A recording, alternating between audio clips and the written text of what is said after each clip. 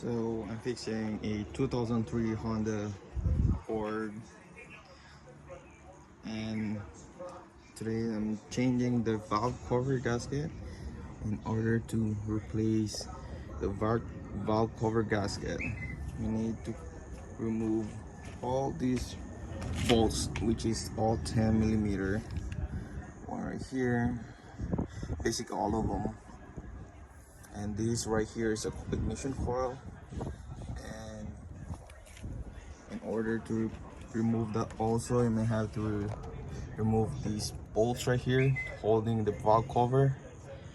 And I took this hose and I free this hose right here so I can see my fuel on my whatever it is. But yeah, yeah, and since I'm already in there, I'm gonna have to change all 4 spark plug, and I'm gonna clean this bad boy right here, valve cover gasket.